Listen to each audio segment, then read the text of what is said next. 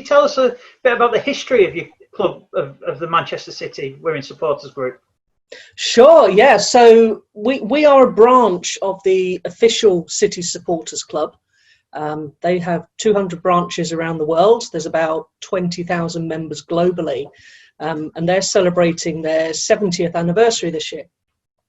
So our branch as Manchester City Women's Supporters, we were formed 5 years ago. We'll be celebrating our 5th anniversary at the end of the year. Not quite sure how we're going to do that yet with the situation with COVID. But yeah, so we've got about 200 members.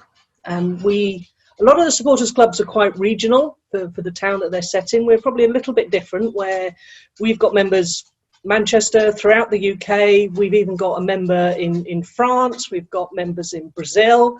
Sorry, that was my wife just walking across the background there. Who else? I think we've got one in Hawaii. So, we've got a really, really good coverage of members. And yeah, obviously emphasis to meet up around the games, social during the games, but also big social outside of football as well, which is really important. And when did you launch? We launched in December 2015. So we were actually approached originally by Manchester City Football Club.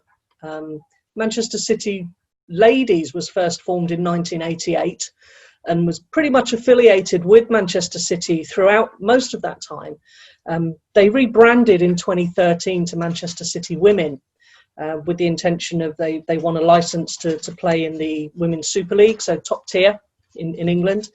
And they really got behind the club at that point. And more people were starting to come to games. And the football club, they approached us, because regulars going along to the games, and said, would you like to form part of the official supporters club, which is completely separate from Manchester City Football Club. It's run separately. But there's a really good relationship between the club and the football club as well. So we had to form an official club with 50 members, which we hit that number pretty quickly, which is great. And we've steadily grown since then.